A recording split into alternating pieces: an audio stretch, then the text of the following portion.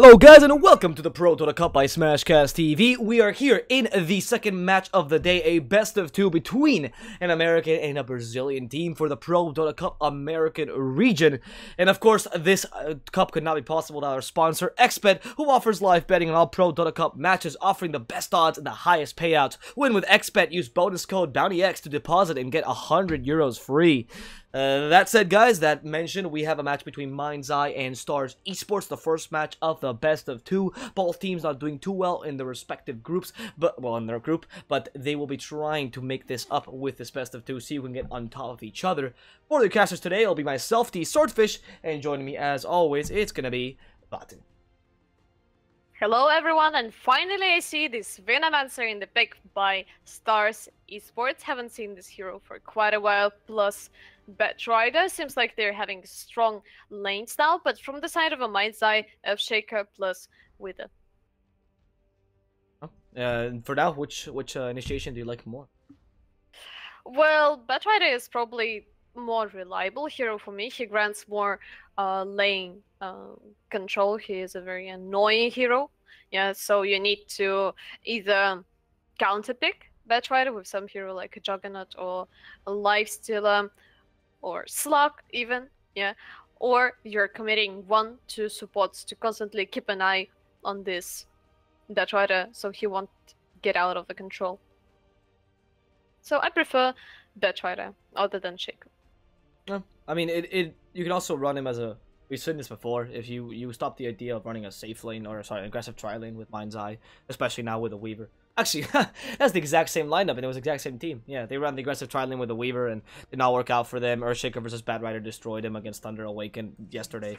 So it does seem like Stars Esports again is running a pretty stronger draft, like you say. They also have the Nyx Assassin now for Stars, so you can't get that to counter the Batrider as a support. Pretty effective, but they will pick up the Oracle, even better counter Nyx Assassin to stop that lasso from happening. Do you think this Oracle is going to be combined with something like Husker? Would be pretty good, considering there's a Venomancer carry on the enemy team. Well, then how are they going to lane this if it's going to be Weaver, Oracle, and Husker? Where are they going to place? You think about this Earthshaker as a position 4 in this case? Or could be a Weaver's position 4. Well, I mean, it hasn't been played in a while, but it's not... Well, no, some teams still play it. It's still a viable pick, a Weaver position 4. It could be Earthshaker position 4. I think either one is fine, combined with the Oracle. You would be missing stuns, though, but since you have an off-laner, in this case being the Earthshaker, or a position 4 with so many stuns, it's just a very useful tool regardless. Well... Yeah, I don't know. Weaver carry with Oracle, I just don't see it that powerful, to be honest. You don't deal enough damage for the Oracle's sustainability to be useful. Yeah, I mean, the only thing, if you're speaking about Husker plus Oracle, well, imagine this, there is a time-lapse plus Oracle ult, so this Husker is literally unkillable, but this seems like a quite weak lineup to me, and as far as I understood, Mind's Eye really love to go with the aggressive tri-lanes, but Weaver can do it on aggressive tri-lane, Oracle, well, probably, but I still don't see it that strong. Especially with the Sunstruck follow-up from side of a Stars Esports, tri-lane is not in their favor now. It's an okay aggressive combination in an aggressive tri-lane, but not particularly against a Venomancer, because you do have the combination there of Fortune's End plus Shukuchi. You charge Fortune's End on Weaver, he jumps right at you, and Mind's Eye will be running the Weaver in the carry position. They'd be the Kunkka as the second support. More chances of an aggressive tri-lane now, right, with the Weaver carry. But again, I don't know, that Kunkka's a pretty good pick in general, you know, it's just a solid pick, a good roamer, could gank the mid lane as well to hurt the Invoker a lot in the early game. A bit weak against the Batrider because high armor, but not as high in HP. Batrider can really easily follow him down with his sticky Napalm and the Firefly. And of course, also pretty weak against Venomancer. Melee supports don't do too well against him, especially in the early game when Kunkka won't have the range on the X marks the spot. We'll see what Mind's Eye decides to pick as their last hero to complete their lineup, and Stars is themselves missing a support right now. What's actually pretty sweet about this Kunkka pick from side of a Mind's Eye is that you grant 2 saves literally from Batrider lasso. So there is an Oracle ult, plus X mark the spot on the target who is being lassoed, and you're like grantedly bringing him back, as far as I understand the mechanics, at least how that works. And they got a lot of sustain from their side now with the ghost ship, plus they got magic immunity against Invoker. It grants a disarm, but at least some kind of a survivability. But the problem about the Conquering aggressive trialing is that he is lacking XP. Yeah, that is true. You don't really want to run a Conquer aggressive trial. Not only the lacking XP as well, if you run an aggressive trial, then you can't really gank with a Conquer, which is something that you really want to do in the early game, especially once he gets level 3. So level 3 is delayed. He can't gank the mid lane or even the safe lane if you would want to do that, and you don't get that much effectivity. However, Weaver is one of those heroes that doesn't depend too much on kills, so you might be able to just get last hits out of the trial lane. Then you question how effective that would be, especially considering Stars Esports' next pick. I will see what Mind's Eye runs here. The Puck is available. I would say it's not too bad a pick. Next Assassin does limit your mid game a lot. Ember as well. Actually, no, not against him. Especially because the Quaswex possibility. Well, time for Mind's Eye to surprise us, and they're coming up with pretty surprising picks lately. They ran something like well, they played Lina and Quop. Oh, Lina, yeah. Previously, That's yeah. it. Yeah, here it is. Always skips my radar, Lina. Obviously, that was the better pick. 100%. Well, questions for the Stars Esports. We're sure that it's a Venomancer carry. I guess next is out in position 4. Probably he will help Invoker on the mid lane in the very beginning, either with Impale or Mana Burn on Lina, which actually can be quite decent because Lina depended on the mana pretty early. And here comes the Rubik. Plenty of useful things to steal.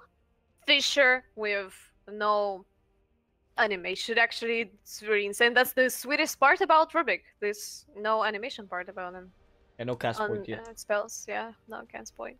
Yeah, you have the X as well, can be really useful, and the Torrent himself, because again, cast point. Anything Oracle has. The Shikuchi is fantastic on a Weaver as well. There's a lot of good spells to steal. On top of that, I think even more than even the stealing spells this game, you have the fact that Rubik against an aggressive Trial is one of the better heroes. You try to dive the tower against a Rubik, you're not going to get a kill, because he's going to punish you so hard with telekinesis, putting you out of position. Especially if you're diving with an Oracle or a Kunkka or something. Well, not Oracle, with a Kunkka probably. And he can really punish you for that. He's also a pretty decent support, does not require that much farm if you're playing in the early game. Later on, you can transition Nyx Assassin to be more of a position 5 and let Rubik get this Blink Dagger, because Nyx really only needs Arcane Boots and Blink Dagger. Pretty good in general. I like what Stars Esports brings to the table. Mind's Eye doesn't have a bad draft. I just question the laning phase a bit more. Stars seems a bit more consistent in that regard. Plus, Rubik grants in Null Field, which is pretty sweet when you're playing a lot of magical damage. Well, let's see how it's going to work. Which pick are you actually favoring now? Like I said, Stars. 100. Yeah, I think Stars is better. I like the Kunkka pick a lot. I'm a big fan of Kunkka. I think he's still a really strong hero. But the Oracle doesn't seem to have that much of a combination this game. And it seems more of an offensive Oracle, which lately has not been playing as much. What I mean with that is, back in the day when Oracle used to be a really strong pick, I used to pick Oracle because he was just a good pick. Pick him no matter what you had. Nowadays, Oracle has been nerfed enough to the point where he's still useful, but he's much more useful when you have heroes that really, really take advantage of him. Something of a glass cannon like Drow Ranger or Husker that you mentioned. Not particularly a Weaver, someone that's not known for his burst damage. Hell, even Ursa or Troll Warlord are better with Oracle than a Weaver, of all things. Baba Ganoush is going to be unkillable, sure, but you don't have to care about Baba Ganoush too much. Well, yeah, that's the point, and I don't know.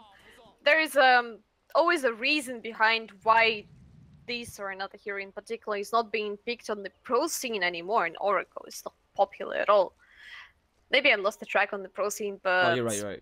Only certain teams, particularly Danish Bears, that's it, really pick the Oracle with consistency. He's still picked in certain drafts, like I said, but it's one of those heroes that's more of a situational nowadays than... Because previously, back in the days, I remember how good Oracle was. His attack speed is fairly fast, a high damage plus decent burst with Purifying Flames. I remember this time when Oracle just got released and people played him on the mid actually with the Veil, Dagon, this kind of things. It was actually very fun because damage from Purifying Flames is insane if you're playing it properly. I mean, the issue with Oracle as well is that he's one of those heroes that if he falls off the meta, and this is something to talk about pros as well, you know, he falls off the meta, since he's a hero that you have to kind of practice to get used to him, no matter how good you are at the game mechanically, like if you're really good at Earth Spirit, for example, you're never going to lose that. But with Oracle, if you don't have practice playing him, if you haven't practiced him recently, it's not a hero you can just pick up at any point, because he does take a bit to get used to if you haven't played him in a while. So if he fades out of the meta, people stop picking him, even though he did get decent buffs recently. Like, for example, the Oracle with the Urn of Shadows is much more powerful now, as once you get hit by False Promise, that Urn of Shadows is indispellable, no matter what, because of how False Promise deals with damage. So you can actually almost always get a guaranteed 800 HP heal, which is pretty useful in an Oracle, and wasn't the case earlier. So there's a couple interactions that kind of got buffed with the new changes in the healing salves and Urn of Shadows and how they get dispelled, but it's still not big enough to make him relevant in the game. We'll see, though. It does depend on execution. Chali can make some amazing plays this game, maybe. Well, question is, we already saw Earthshaker from side of a Mind's Eye against Batrider, and Batrider won that lane quite easily, though we should mention that was a smash Batrider, so it's not that easy to deal with, but even as a hero, not personalities, yeah, not a players, mechanical skill, but hero is just better on the lane against the Earthshaker. We already mentioned in that game that Batrider got advantage with his Napalm, and you said that Shaker probably is one of the worst heroes to stand against Batrider. Yeah, we mentioned this. We didn't really touch on it entirely as to why, but for the people curious, huge cast points, terrible against Batrider, melee hero, stuns that aren't really that long, but do have, you know, the unpassable terrain part are completely useless, and a big part about Earthshaker is juking in the trees, using the vision to your advantage, because you have all of your stuns are in an area, but none of them are targeted. Batrider does not care when you juke in the trees because he fireflies and just murders you anyway. So, a lot of reasons why Earthshaker is just a terrible matchup, and this might be why Stars, or this is definitely why Stars decided to run this aggressive tri-lane instead. And Venomancer is a hero that can be played in aggressive tri-lane quite effectively. You don't really lose much, because you can dominate the lane regardless of Plague Wards, so you don't need to get kills to actually make this work.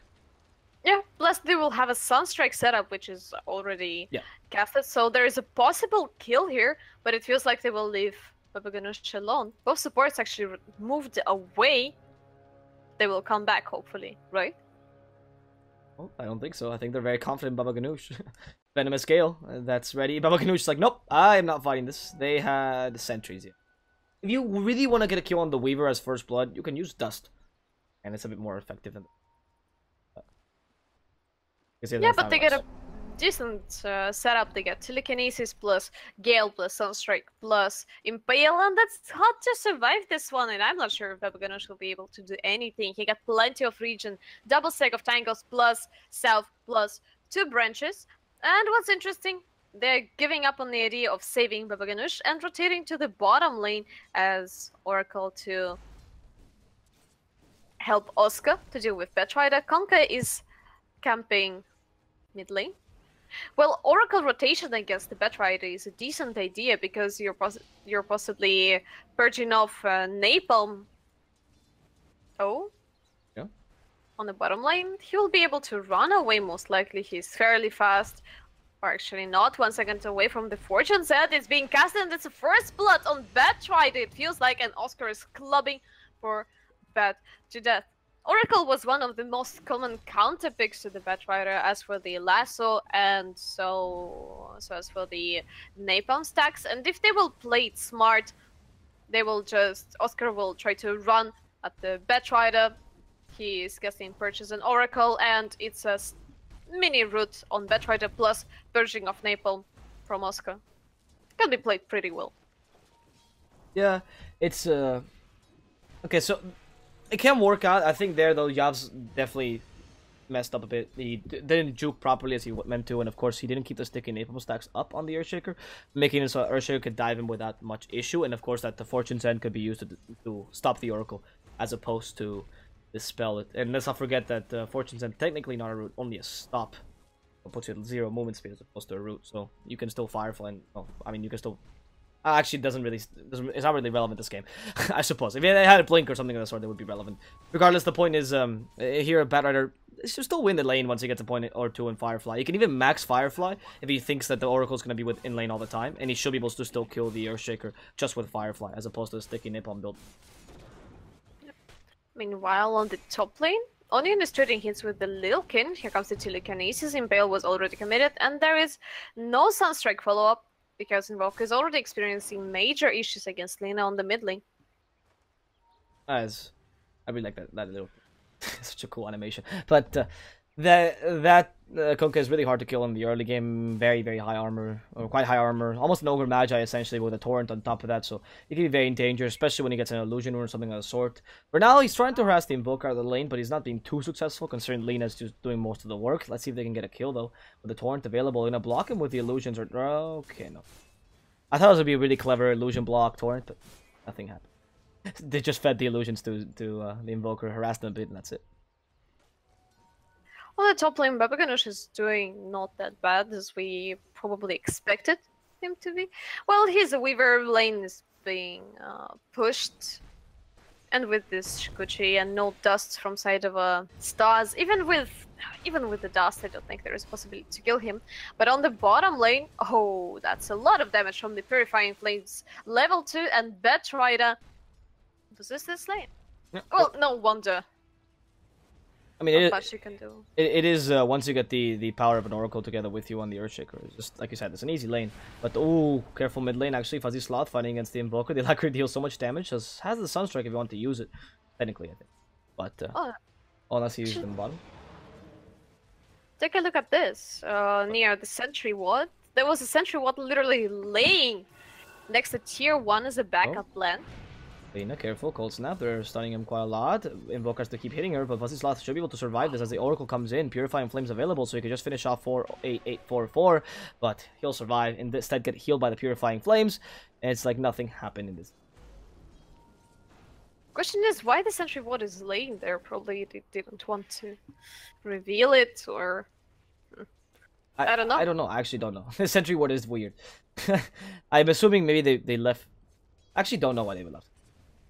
Well, sometimes when you're playing with smoke, for example, and you want to keep it somewhere, you can hide it in the trees and use it later on, so opponent won't see that you actually got. Right, but nowadays this is irrelevant because you can put it in your backpack. Well, I guess for the ultimate efficiency, right? Yeah, but in the backpack you can see that, what? Don't you? No, I'm pretty sure you can't see enemies back. I've been lied to my whole time. Yeah, sure I think you can. Okay, never mind that. So used to casting, I guess, that I can see enemies backpack. I could swear that you couldn't, but all right. Then that's definitely this. Like you said, they're trying to save the sentry, pretend like there's not there, and then just surprise. And now it's gone. Yeah, exactly. And now it's gone because Kunkka took it. Oh no. Oh, Kunkka left it in the middle lane. Yeah, now they don't know the sentry ward is there. What a clever play. It did absolutely nothing. Anyway, so maybe for a ghost walk kill, I don't really see why they need the sentry ward regardless, besides from dewarding. If you want to go for the Invoker, Dust is 10 times more useful if you want to stop his Ghost Walk from happening. The Sentry, there's no really need for it.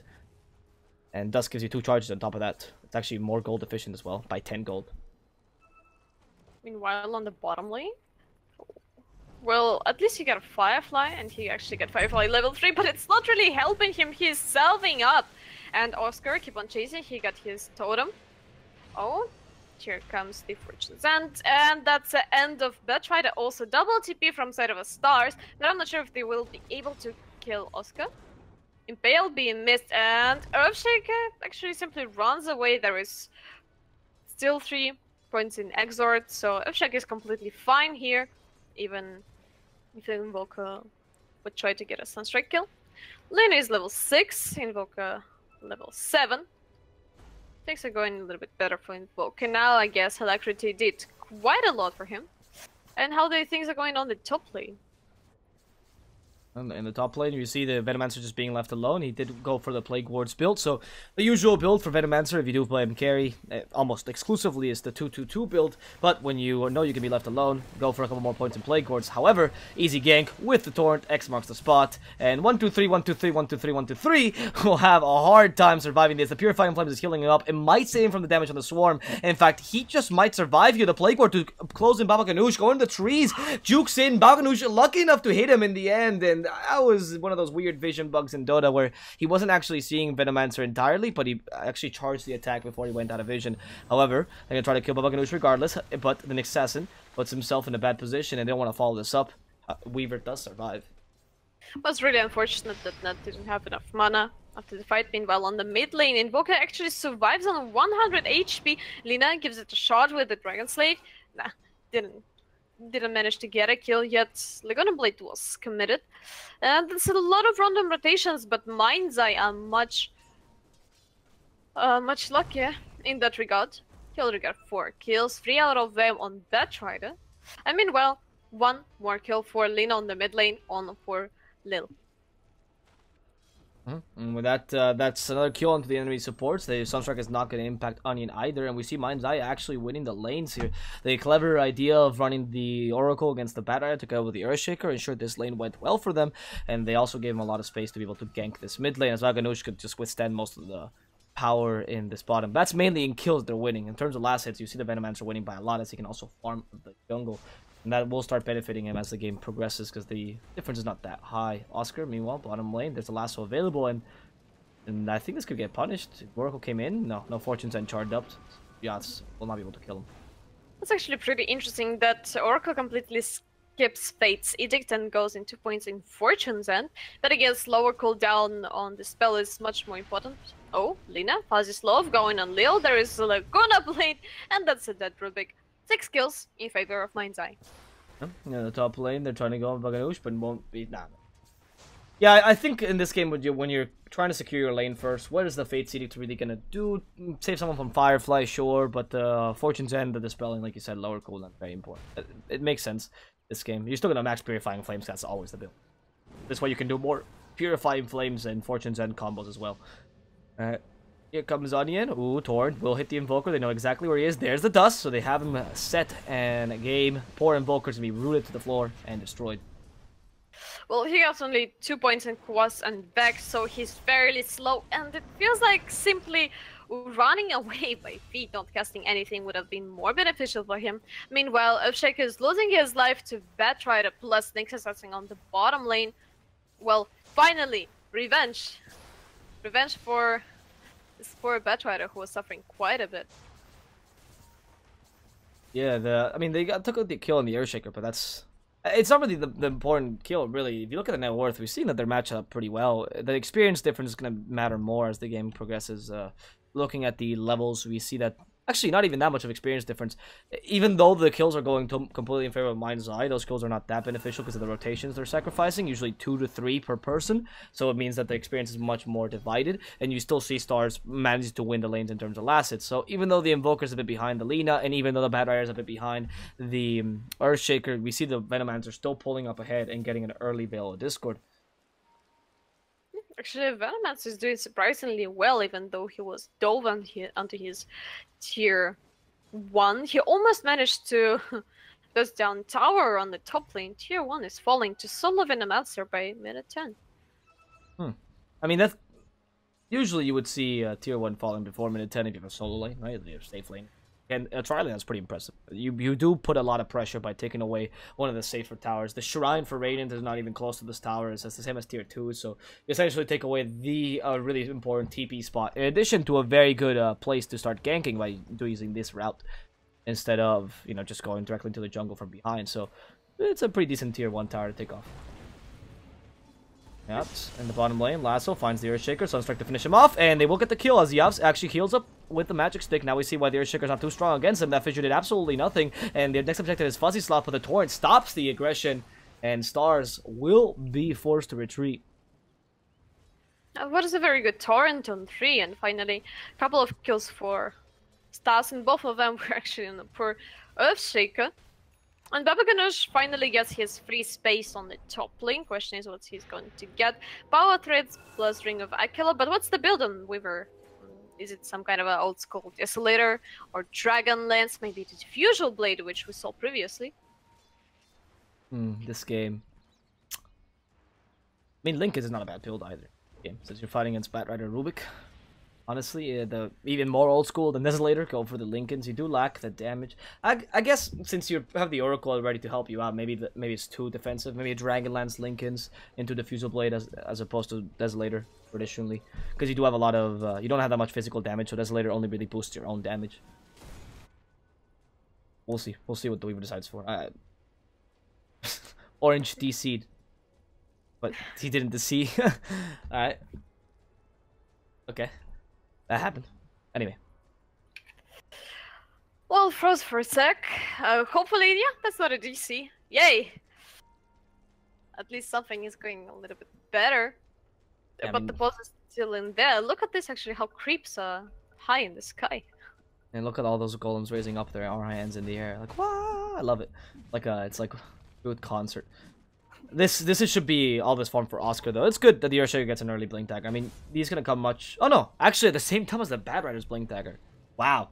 Usually, Bad Rider would go for drums, but when you're losing the lane, you have to go for more of a poor man's build with just straight up Blink. And in the end, you're gonna get the same exact timing as the Earthshaker's Blink Dagger, or even better, actually.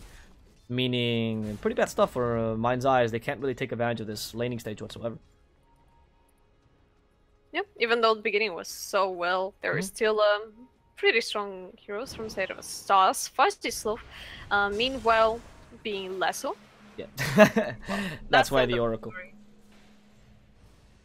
I also see an Impale that was only like 1 unit long. Yeah, this Nyx is gonna lose his life. Now with the Purifying Flames, keeps healing him up. That second Purifying Flames finishes him off. And now with the Fissure, stops the Bad Rider? Of course not, because he's still flying. Laguna's Blade plus that Fortune's End and the last Purifying Flames. They used what? Vision?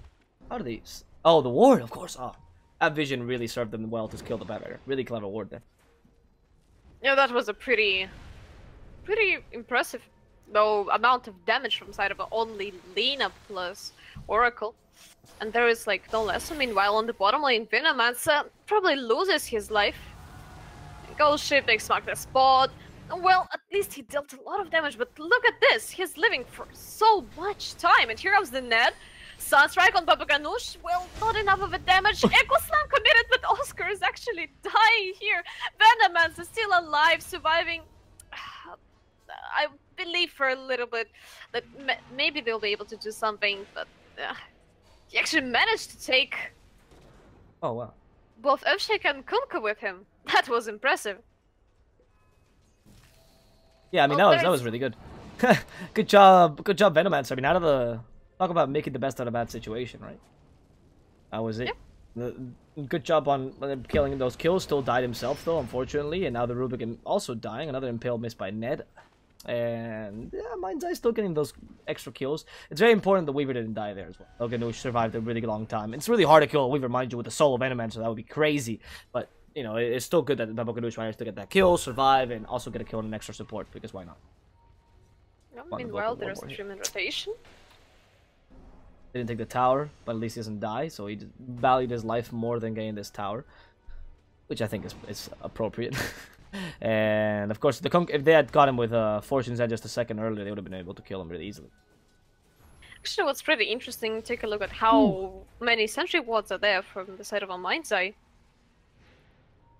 They're defending the mid lane.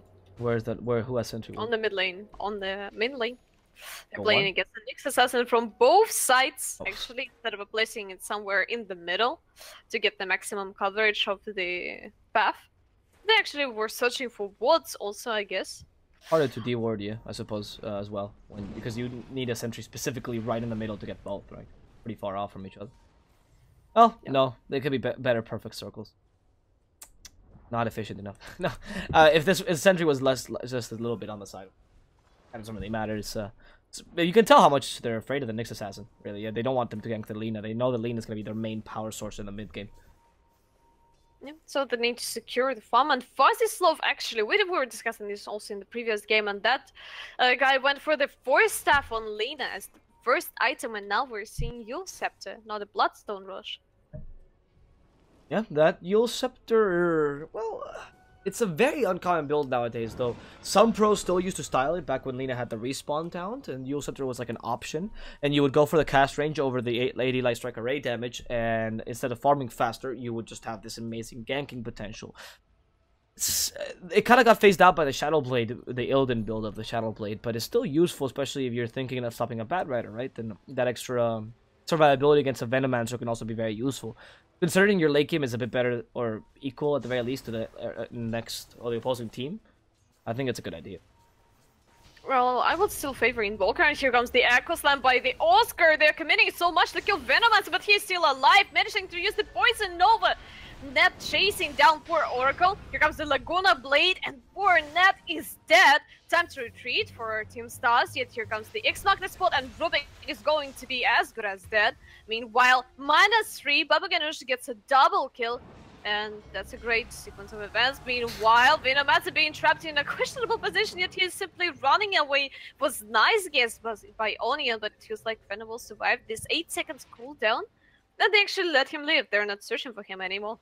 Venomancer, yeah, will survive that, luckily, but he has the TP ready, so he should be able to TP away. Still a beneficial engagement for Mind's Eye, so that's ends up being pretty good. Killing the battery there is very important, as they can now push the tower much more securely. However, Stars immediately come back down to try to save this, and they find the Venomancer again. He didn't TP away, he just wanted to commit suicide against the Lina, the Torrent, and Lightstrike Array. He's so confused, water and fire everywhere. Onion now being stunned up by the Cold Snap, but they can't kill him in time. He's get the spell and even help him with the Fortune's End. Now the Invoker, next target, they're on Laguna's Blade to kill him off. Only 2 more seconds, but he doesn't have enough mana to use it. However, Invoker will get killed by a totem to the face, as Ned also destroyed by Lightstrike Array, but will get the kill on the lane as a result.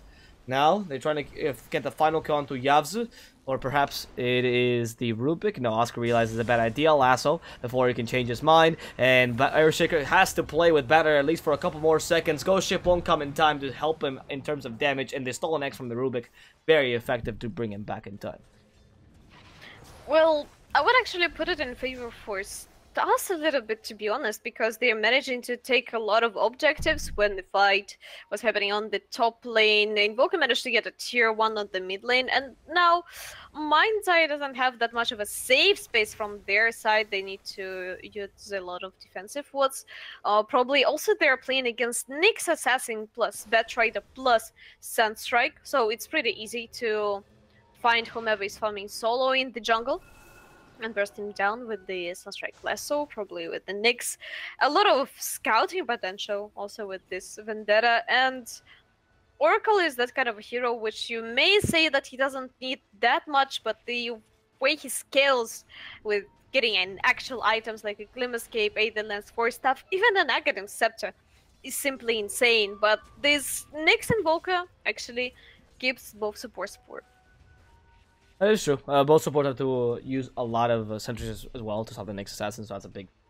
and getting killed constantly. And Oracle's not particularly a good hero at trying to save...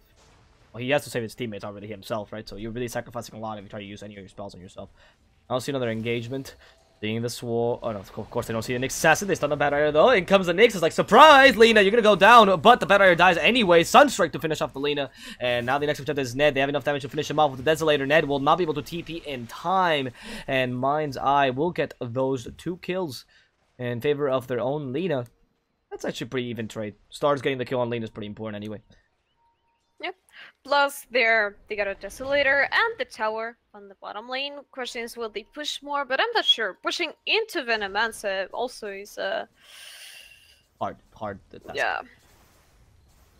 I mean, during this time, you also had the Invoker to farm alone, and he got the Aghanim finally. It's a bit late for traditional standards, but it's still, you know, he finally got it anyway. And since everyone in this game was a pretty low GPM as to normal standards, a lot of people don't even surpass that 400 range, which is ridiculous. 20 for cores. It means that the Invoker's Axe actually comes in at a relatively early time, considering the space of the game. And now he's going to be much more useful and is a really, really important member of team fights. As he can use the combos as much as he wants. He has a higher level of Sunstrike as well. And he's higher level enough because the Axe came so late. His experience actually was higher than what he usually would. That his spells are a bit more useful. Even if he did go for the Forged Spirit summoned and 2 talents. The question is how Stars will be able to win this. Most likely something like a split push, to be honest, because team fight from Mind's Eye is insane with Earthshaker, Ghost Ship, plus they got a saving tool with Oracle, so Stars can really rely on some kind of a pickoffs before the fight and try to fight 4 versus 5 later on, or try to split push with Venomancer and Invoker. Yeah, I mean, this opens the map for you, right? In general, but sorry, it opens the map game for you. As now Stars have much more versatile. Until now, they had to go as 4 and try to attack Mind's Eye, no matter what. But now the map is open and they have much more possibilities in terms of what they want to do, and it's harder to guess what they're going to do. It's easier To surprise Mind's Eye, Nyx can also play a bit more aggressively with the Sunstrike. The Weaver might die. No, that the time lapse comes in time. And Ned will be the insect to die today as they root him down and they can't finish him off. In fact, as the batter comes in, the Ghost Ship will hit forward, but they already killed the Oracle. And that means no false promise for this team fight. The kill streak is gone for this Oracle. And they can just continue to fight now. Meanwhile, Conk is burning to the Venomous Gale plus Poison over one last tick. But the effect from the Gale wears off earlier than the Poison over. And Onion manages to survive this surprisingly. But that was a lot of magical damage from side of a Stars. With a decent positioning in Invoker with his Tornado EMP or with the Meteor, is able to destroy anyone, especially with the support of a Poison Over from side of a Venomancer, a Veil of Discord. Hard to survive this, even if you got an Oracle. Yeah, very true. Especially if they kill your Oracle, right? That's the hardest here to survive this. Now they're going to go into Fuzzy Sloth. In comes the Weaver. The Weaver wants to fight this to some degree, at least put some pressure so they can't just kill the Lina. However, in comes the Rubik with a Telekinesis. This Weaver's going to go down to the magical damage. Ned actually survives this with 60 HP to his name. And Fuzzy Sloth won't die, but the Weaver will be going down. Meaning Stars, another good engagement for them. And they even stole Swarm, which is a good vision technique for Rubik. Yep, Swarm actually level 4. Yeah, not surprised. That also, yeah, it's quite a lot of a minus armor and other pleasant things. Even though many of them are actually quite good, and Volker with Electricity hits like a truck. Plus there are summons like a Plague Wards, and with Venomancer. So yeah, interesting what's going to get. There's going to be a double Glimmerscape, or actually no. Hype of Insight on Oracle and Glimmerscape on Kuka. Why not vice versa? That is a good question, actually. That is a very good question. Maybe the mana issues, because you do see Oracle went for treads, as opposed to the Arcane Boots on Kuka. And Glimmercape is quite an expensive thing. Oh, actually, that was a solo kill. Anyway, that's the only thing I can think of, right? Well, probably because in Oracle is a position 5 and all the components of Pipe are insanely cheap, while for Glimmerscape you need to save up to 1.3k gold. Well, it doesn't feel like Kunkka will be able to save up enough. He's being bursted down. No mercy from side of a Stars. Right, but at the same time, the Pipe is like 3 times more or 2 times more expensive than Glimmercape. So yeah, the components are cheaper, but they're still expensive to some degree. You still get the Ring of Health and whatnot. I don't know. I think maybe as well as the positioning for the Oracle, perhaps, to some degree. He does stay with his team a bit more often. Kunkka might go a bit too far. Or Kunkka might want to stay really behind. Kunkka doesn't usually stay in line with the rest of his team. So Pipe might be more effective in that regard. This is interesting. I mean, Kunkka doesn't really need items. Arcane Boots is really all you need in general. Oracle does, like you said, require a bit more or does scale well with items. Kunkka really does not scale at all with items. You can get Ether Lens on him and he's a bit more useful, but with his basic abilities, he's just already really so it doesn't really do much to get anything but utility on him. Yeah, well, Blink Dagger can be also a very decent pickup on Kunkka, but other than that, only if you're going for some kind of a right-click build when you're... I mean, really Armlet as well, right? So Armlet is pretty good, even as a support Kunkka, because of their survivability. And that's actually the one factor we didn't really consider. Survivability. It gives Oracle with Pipe a lot more survivability in the Glimmercape would, because of the natural magic resistance it gives you. Which, since you're making sure that Oracle survives, because he's the most important member of your team right now, then it makes sense that you would give it on him as opposed to a Kunkka. But we'll see. That's just a bunch of theory crafting about why these two guys would change the positioning of the traditional items. And now, Lina finally got her new scepter, and she's fairly close to her Bloodstone, but the way things were going, Stars jumping on anyone, destroying them in a matter of seconds, it feels like Lina will lose a lot of Bloodstone charges in the beginning of a game. Well, not the beginning, almost 30 minutes in. Yeah. But... I mean, I don't know if I like the Yostra then Bloodstone build. You do get the Bloodstone pretty late, and you could have... I don't know if the Yostra was really that useful this game until now. It doesn't really warrant getting your Bloodstone so much later. Usually Yostra comes with a much more of a Aghanims, Aetherlens build, but poor man's Lina per se. But we'll see Lil King going down. Or Lina that even goes for right click, right? Because it gives you that cheap but sustainable items for a better mid game. Yeah, no, they found Venomancer, but there is no way to cancel a TP.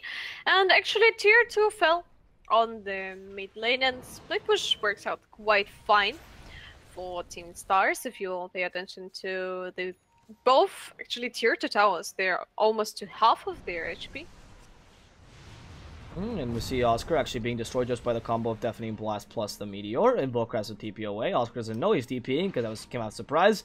And he'll survive thanks to the false runs, but the batter still comes in, wants to kill the Oracle. The Sunstrike available with the Impale. They're going to be able to hit him out, and that's a dead Oracle. Stars getting another important kill into this enemy support that's really making their life a living hell. And now it's time to go for those towers in the bottom lane. It's actually pretty interesting, and what I love as an Oracle, it's easy to farm money in the beginning of the game. When you're trying to get kills, for example. If you will compare, for example, Konka and Oracle, they both get 2 deaths. Yeah? But Oracle is, for example, running with the 7 kills. 7 kills, 8 kill participations. But what's interesting that he buys so much detection, I guess, that he is 500 gold. Oh, 1k gold actually, below Konka. Well, Grimace Cave at least finished on Onion. And there was a kill on Invoker on the top lane. Killed by Babaganush and Oscar. Meanwhile, bottom. There's the Poison Nova, the Venomancer forced out the way, and we see the Fissure. It stops a lot of them, including the Bad Rider. Ned is just in a sea of flames, but it's not it's his teammate's fame, so he should be fine. However, Earthshaker doesn't want to let him live here. They're going to follow the Nyx Assassin to his death. They already killed the Kunkka already, but the Yule Scepter ensures that Nyx cannot survive this. That Poison Nova plus Venomous Gale will finish off the Lena, and in the end, that's going to be a 3 for 2, thanks to that Invoker kill in the top lane, but that team fight bottom, beneficial 2 stars, as they do get the kill on the Lena for a Bad Rider Nyx. What is really surprising, the amount of damage which actually Venomancer deals. And interesting build. So he went for the Veil of Discord to be more useful for his team and for in favor of the team fight. Potential after that, he went for a Hurricane Pike. Yeah, so it grants you a bit of a right click, survivability with Dragon Lance plus mobility, yeah, to defend your teammates potentially from the Earthshake and from the Lena stunts, something like this. And next item, BKB. BKB why not on Venomancer? Why not okay. Aghanim Scepter, for example? On Veno? Ah, that's not a build.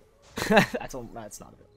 If you get Ags at a minute 30 or so, with the Glimmer Capes and the Pipes and all that stuff, if he starts farming Ags now, yeah, and get it at 32, 33, you're just not going to be useful because there's so many items to counter you. It's so easy to counter you. And on top of that, it's just... I mean, the only times Aghanim has been built in competitive is mainly by EG, specifically Arteezy, and he only builds it when he gets it really early. If you build it now, it's just not that useful because your Veil Discord is the same thing, and that is dead. But the BKB, for example, going into a Bloodthorn or even into a Maelstrom, taking advantage of your level 20 talent, because that way you start to transition into being much more of a physical carry, not only a magical damage carry, so it's much harder to counter you mixed damage. I like the build for it by 1 2 3 1 2 3 1 2 3 1 2 3. It's a nice build. It's clever because of course once you reach the late game you want to have that utility, and you do take advantage of your pretty high agility gain as well. 2.8 is up there with the Void. You know, it's better than Juggernauts. It's better than Weavers as well, I believe. Oh, it's the same as Weavers. Sorry. Here it comes. Roche for Mind's Eye. They got the Echo Slam. They got all the tools.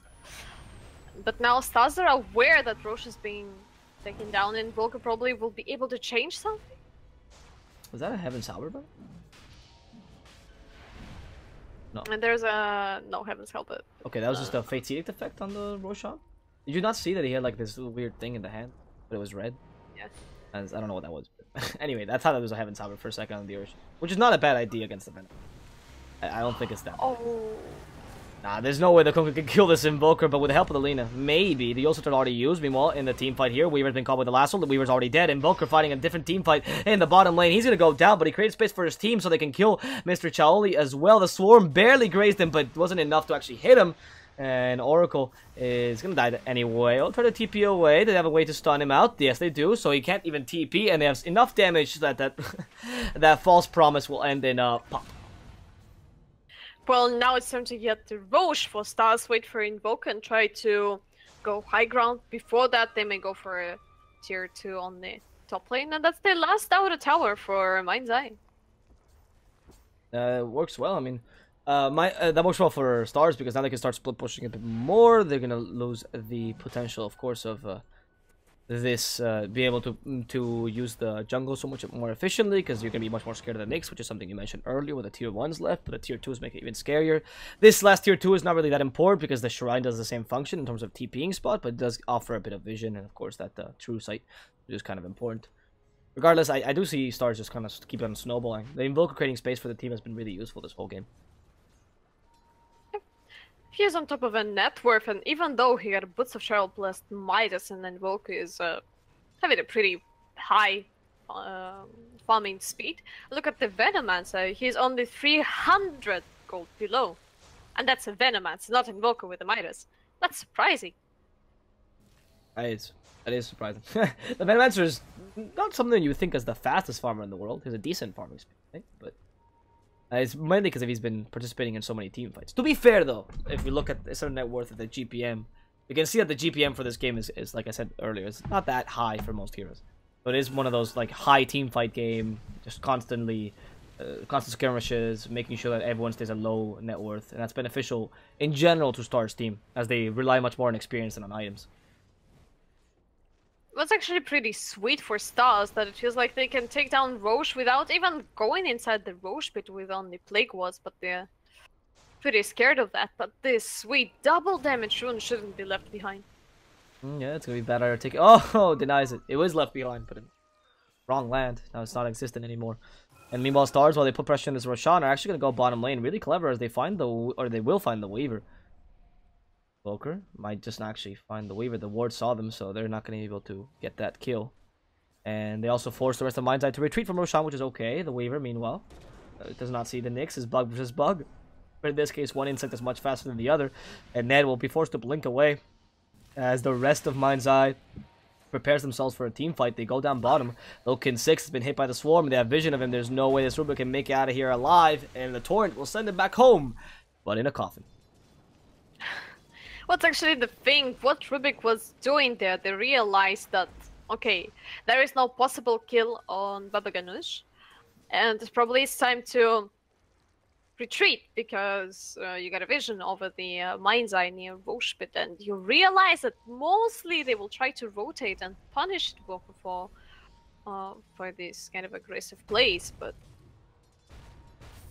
Okay, Veno, Echo Slam committed. They even had the X that was on. Oh, right, that's what they wanted to do. They wanted to get the Torrent off before the BKB came out. That's intelligent. Light Strike Array, though, does not hit because he still has the BKB activated. The lasso to stop him from dying. The Impale onto 3. Really clever. Fuzzy Sloth, though, has the BKB and is able to survive most of Bad damage. And in fact, now the objective is Yavs, and they hit him with a Fortune's End. The Swarm is still taking away his health, and with that, that's a gem giving away to the enemy team.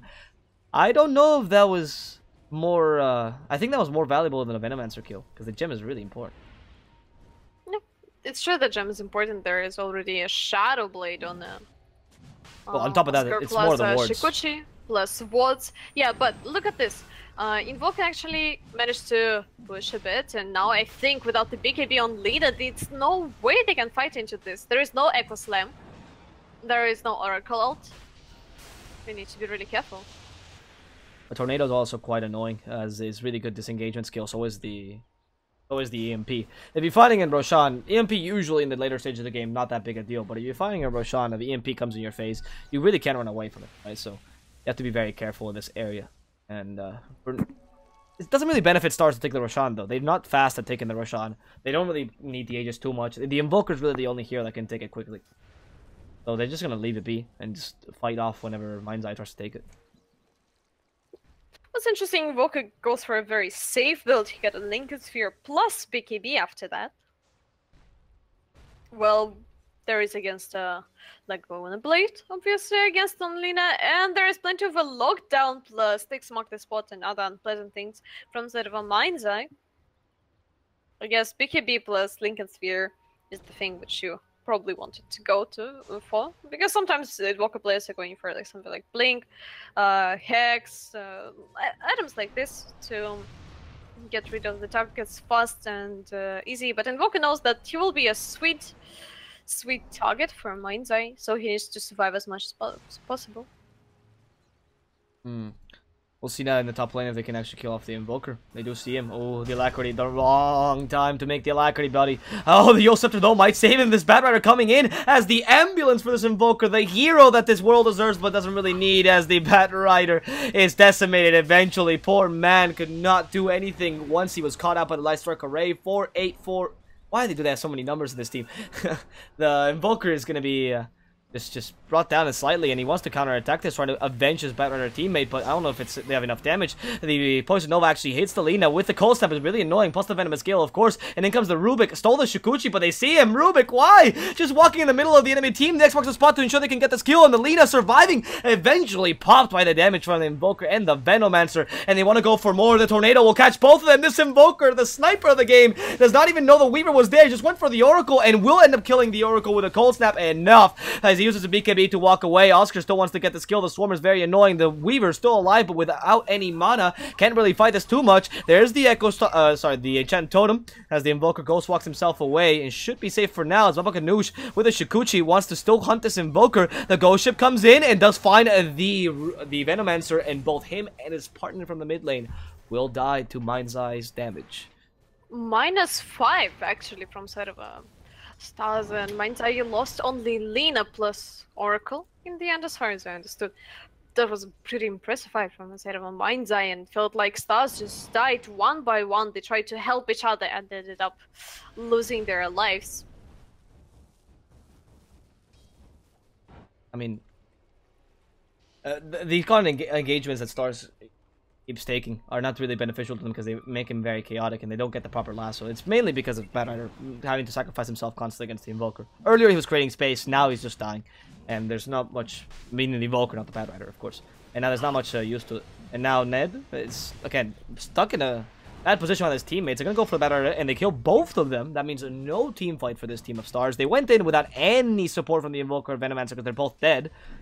And of course they lose the Roshan as a result.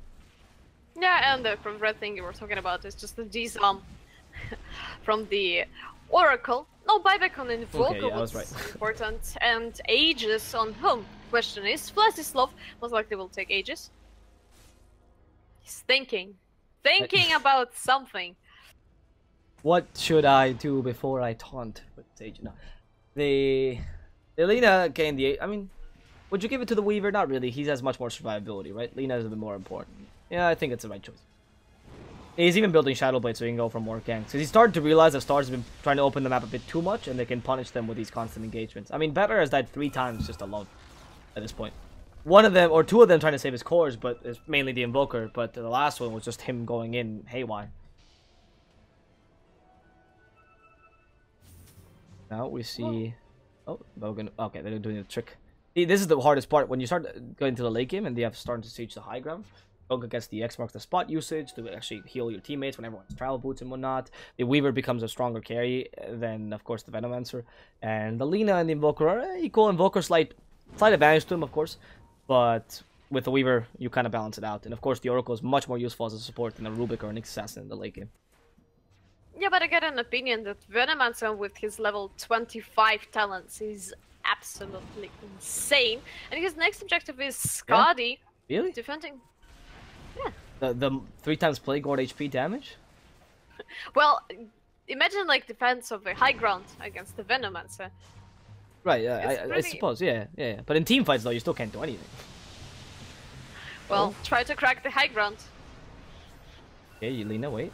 She's been stunned out. They got her. No, the last one not successful as they stop her with a false promise. This means Yelena will survive this engagement yet again. And they can proceed this. Yeah, I'm not... The Plague Wards, yeah, I know that cracking high ground is going to be hard. Truly, yeah, because of the HP more than the damage even. But besides that, like, you're never going to win the game if you just defend high ground, right? You have to eventually do something else, is what I mean. I mean, the talent, it was so disrespected before that it was never taken over the respawn time. When it used to be the respawn. Yeah, but respawn time was a little bit of an overpowered thing. Oh, it was ridiculously overpowered. Venomancer, your carry, comes back in 50 seconds like a support. What a ridiculous, disgusting thing. And Lynn actually wanted to go Shadow Blade at first, but now she changed her mind to Shiva's God. Additional slow to chase down people or run away grants also a bit of a scout potential against Nyx Invoker and Bat Rider, which is pretty sweet in my opinion. And Oracle, as we were discussing, what about 25 minutes ago, still didn't manage to get his pipe. All he found, Cloak and Ring of Regen. Well, I mean, that is not surprising. We said this before. You mentioned it when they say in position 5, position 4. When you're position 5, the chance of you being able to farm a pipe, little to none. You're just never going to get enough farms in. Oh no, the lasso catches the Oracle. This is exactly what they wanted to do. Kill the Oracle early, and he can't even use the false promise in time. Couldn't even stop the Vendetta with a Fate's Edict. You thought you were clever, Oracle, but you weren't that clever. But they got no TVs, they got no Venomance, and the That's true. high ground is asking for reinforcements and a bit of a help, but Invoke is already back in there. There is no... Oh... No, they're touching the mana burn. Okay, Fuzzy's nothing to go. Aqua Slam, beautiful! Life Strike Array! And the Go-Ship, it's the Wombo combo! And the only surviving member is the Invoker, but he's trying to keep this fort up! He's gonna be able to kill the Earthshaker. They've lost all their ultimates, means that Stars can now go in if they choose to do so without buybacks. This is a very dangerous engagement to pick off, so it seems like it's just best just to back away from Mind's Eye and also for Stars. What an initiation. Amazing Echo Slam from Oscar, I must admit, that was fun, man. That was really beautiful. They baited, actually, they knew that there is an Aegis on Lina plus BKB up, but Stars got so greedy for this Lina kill, they grouped up and get punished for that, minus buyback on Batrider plus Dead, Nyx, and Rubik. There is a double damage rune near the Roche pit, yet it will be ignored once again. It feels like Fuzzy's lowest level 25 Lina. Her career is dead, unfortunately, so she can't get Shiva's God. Both teams actually suffering a little bit. The only outer tower left on the map is one of the top 4 Team Stars. Who will crack the high ground first, in your opinion? It's really hard to say. Usually I would kind of favor Stars because, of course, the Venomancer, right? And the Invoker with the Alacrity should be able to crack high ground a bit better. And like you said, the Venomancer is almost level 25, cracking high ground against him. Especially with the Scotty now that he's being built up. Really, really hard. But it does depend on how the team fights. Mind's Eye has been really recovering these past few team fights. Getting a really, really good team fights. And at this point, the goal difference doesn't really matter. It's 43 minutes in. It's more relevant as to who gets those kills, right? And who forces the buybacks. And right now, you also have no buybacks on Stars onto your important carries. Only the Invoker has, right? So going into the high ground is also a very dangerous endeavor if you are the Brazilian team. Well, question is what Venomancer will pick. Blake Watt HP over the Poison Sting Slow, most likely. Because Wards are really strong. But now it's all about the Roche, it feels like. Both teams really need to get it, so they'll get a bit more security. Actually, Lina still with the dead career and going for Daedalus instead of a Blood or anything like this. Raw damage going to be on her. Probably later on she will exchange the Scepter for something more interesting. Probably Hex later on. That is far in the game. Why not? I mean, that's really, like you said, that's really far away, no? I think at this point you're kind of concentrating on... You can't really even think that far. You're just going to go for Bloodthorn first, which I think is the right choice. Hex will be coming on the Invoker instead. That Hex on the Invoker is very important.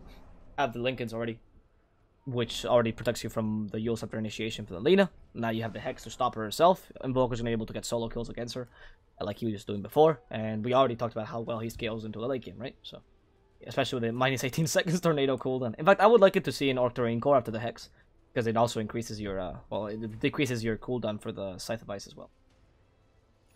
Yeah. Well, the cap levels were reached on Invoker and Lina. Both mid laners are already level 25, so Invoker almost reached his full potential, yet there is Octacore and probably Reforb missing on this hero. So he will be able actually to 1 versus 5, it feels like. Invoker is one of the best heroes in the late game, at least as it seems for me. From side of a Mind's Eye, it will be hard to go high ground against Vanna Invoker, especially. Yeah, it really is. On top of about Bat Rider, because Bat Rider brings the lasso in, right? So you can't even like go in safely as long as even you have an Oracle, but the Bat Rider can still punish your Oracle if you go in a bit too far, right? It's just a really hard game for Mind's Eye to really finish, even if they are winning. They have to get team fights, and oh, the way to win it, Oscar just whiffed his ultimate, and 4-8-8-4-4 will just go back home. Well, there was a BKB committed for this, so it's now 7 seconds, yet without BKB fighting for Invoke. It's not the sweetest thing, which you probably want to do, but the same goes for the Mind's Eye. Echo Slam was one of their core abilities to take team fights. So probably both teams will chill a bit now, try to get more items from their sides. Is there anything new? Oh, there is a Bloodthorn up on a Weaver. Huh, interesting choice, especially against a lot of BKBs from Zerostas. I mean, Crystals on Weaver used to be a classic, like Dota 1 classic build. And ever since they changed the Shikuchi, so you can, not Shikuchi, the Geminated attack so you can get orb effects means double crit. It's not bad to have a crit on the Weaver in general, but Daedalus is phased out, and of course, nobody takes that anymore. And the instant cast point of Bloodthorn against something like Bat Rider and Invoker can be really useful. It could also be a way to dispel the Lincoln so you don't really need silence on the Invoker. It's not bad to have more options, right? I think it's a really good item on the Weaver. I think now it's time to sell the Dragonlance though, and go for something like, first of all, Lincolns, because you haven't bought it all game, and then go for something a bit more offensive. Maybe you have an MKB, perhaps? Increase your raw damage itself. And double stun as well. Yeah. Can be a good idea, but actually, what do you think about such item like a Butterfly and Weaver, or maybe Skadi from extra survivability? Scotty would not be bad for the extra survivability, like you mentioned. Then you can skip the Lincolns altogether, because the Scotty would be able to, sustain you enough, right? Because you have a BKB anyway, it would be a bit of an old go for both. The Scotty's actually a really good item, actually. And Butterfly, I don't see that being too useful against still mainly magical damage from stars. And oh, Hex. Lina, okay, Lina. That just Fuzzy Sloth has lost her life in the weirdest manners possible. The Tornado found Oracle. The Oracle's flying in the air. They can finish him off, right? They still have the False Promise, Telekinesis to bring him back behind the fissure. And with the Venomancer's Scotty damage, it just can't run away. Oh my god, this Venomancer hits hard. Yeah, I was wrong. You were right. Venomancer's ridiculous. Screw that talent. You don't need the level 25. Just as a hero, you're insane. That's 75 extra damage with enough movement speed and attack speed from Scotty and Hurricane Pike. It's just enough. Destroy anyone. Yeah, there is so much slow from his side, and the next item he's going to get is a Butterfly. Well, then definitely, well, look at a Bloodthorn on the Weaver though, but I'm not sure. Probably they want to commit for a MKB anyway, later on. But this edge I gain with a Butterfly, it's pretty good with Venomance in my opinion. And there's a Cheese plus Aegis. Aegis probably for the ones who doesn't have a buyback, and that's an Aegis for Venomancer. Then question who got the Cheese, and Cheese goes to whom? To Rubik, but I guess Rubik is more of a courier here than the actual cheese eater. I mean, it doesn't really matter who gets the cheese eventually, because you can just up it around. Yeah, but it takes a little bit of a time, to be honest. And here it comes. It's the cheese on the Invoker. Yeah. I thought the Invoker would get the cheese. I mean, it makes sense. He's going for Octocore now, which is a really smart choice. And he'll be able to Tornado constantly, which is the best skill right now. There's a reason why you go for the minus 18 second Tornado cooldown. That setup is insane. With the 3,600 range, I believe. Yeah, I want to say. It's really, really good setup for anything that you have in your team, especially against someone like a Weaver, who you really relies on not getting stunned or chain stunned constantly. That said, I'm going to see possibly one of the last team fights. They know that they're here, of course, because the Ward saw him. They wanted to fight him in the high ground, but going low ground into high ground is a very dangerous endeavor, and it's good that they didn't choose to do so. Yeah. So my question is for Mind's Eye, how are you going to crack high ground against constant Tornado spam plus Venom Woods with 3x HP and damage? That's just a great wall by a Venoman, so you can just basically block everything out with this trustworthy little walls and you won't be able to pass. No, well, yeah, we'll see. I mean, it's gonna be really, really annoying to fight against these. I agree with you. Especially, actually, 120 damage. Especially when you don't have super creeps, right? Or mega creeps to tank them. That's another big issue. Usually by this time, 50 minutes in, by the time anyone gets to level 25, you have some sort of bigger creeps, but you don't right now. And okay, is that a Weaver? Yes, the Weaver's been hexed and chain stunned to oblivion. That's a dead Weaver. Echo Slam to try to get a counter kill at the very least. Bat Rider rooted and stunned, destroyed by the amount of damage, but the Invoker wants to keep on fighting. Only a BKB. He channels the Tornado and wants to use it. Will not catch anyone with it. However, this Oracle might just die as well as this Venomancer starts hitting him with those snow globes. He is gonna end up going down. And they also get the gem, or they don't lose the gem, which is not as important anymore because I think everyone has a gem at this point. But, well, time to at least force a buyback by at the very least. Yep, they got all the possibilities in the world to do that, and look at Invoker. No mercy for the creeps, no mercy for Lina, but going high ground with Lina is problematic. But what's very important, tier 3 finally fell, and now time to get rid of the shrines. Okay, Ozzy Sloth, careful. Light Strike Array. Oh, there's the tower. And Venomancer will continue to hit it as they also go for the racks. Finally, they can attack it. With those Blade Cords, not that easy to attack him, but the Fissure does stun him for quite a while for Hurricane Pack to save him. The Impale misses with the Tornado combination. Unfortunately, they couldn't time it properly, and Ned will now be stunned out and punished for this miss as they torrent him right up. Ghost Ship even used, and they will kill the Nyx Assassin first. In comes the Bat Rider. They not waste the lasso just yet. They will kill the Earthshaker themselves without any need for the lasso, as Baba Ganoush is just now running away with the Shikuchi. They're going to find the Kunkka. You'll set him up and prepare him for his swift and rapid death. This Kunkka falls down. No broken bones just yet, and they don't want to lose his HP as they go for the towers instead. Yaz goes in, but without the Firefly, can't safely lasso. He already wasted a buyback, so he doesn't want to die a second time. And the Invoker keeps hitting these towers, but can't quite get the melee racks just yet. The MP to stop the Weaver from using the Shikuchi constantly. And finally, the melee racks will go down. It's time for the guys of Stars to go back home. Yeah, probably. And actually, take a look at this Plague Wards. Yeah, they got 1.3k HP, and then look at Rubik. And you will understand that there's somewhere around the exact same HP plus even more damage on the Plague Wards. 120 damage from a single snake. Rubik with the right clicks deals only 98. That's an absolutely sick talent for Venomous, in my opinion. And Aegis is still there. The only buyback committed from Stars was on a Bat Rider. Oh, Fuzzy Sloth, actually. What's he doing there? Who's alone? I'm considering what Oscar's doing there. Look at him. They know where he is, right? There's a gem somewhere? No, they don't have a gem. They don't have a gem. Where? What? He took a gem. Oh god, no! Why? The greed. Oh, and he is dying without a buyback now. The greed. The greed there. I mean, they had no gem, right? Nobody has gem on Stars. Someone has a gem on Mind's Eye, so they would have survived. Or he would have survived. They wouldn't have been able to see him had he not taken that bounty. Yeah, and there was a Plague Ward already standing there for quite a bit of a time, so... you know... That's a very interesting decision by Oscar, which probably endangers their game now. There is all chances to lose at least one more set of Raxes, for example, mid lane ones, which are completely exposed. Age is still up. Invoker with Octacore. Hard to deal with that. Yeah, it is. It is really hard to deal with that. I mean, especially if you sacrifice your Earthshaker like that. That's the hardest part. Now, how are you supposed to defend this without your main teamfight method? I mean, he had Echo Slam as well, and he has no buyback, like you mentioned, 120 seconds for out. I'm gonna rely only on Ghost Ship for this next teamfight and on the Weaver. I don't know if... I mean, yeah, Stars will just start pushing, right? Like, they have to. They have a lasso already. They have...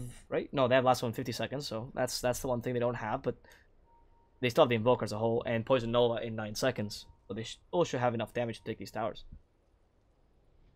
Yeah, no, apparently the game should be starting, hopefully. Okay, what's the plan for the Mind's Eye?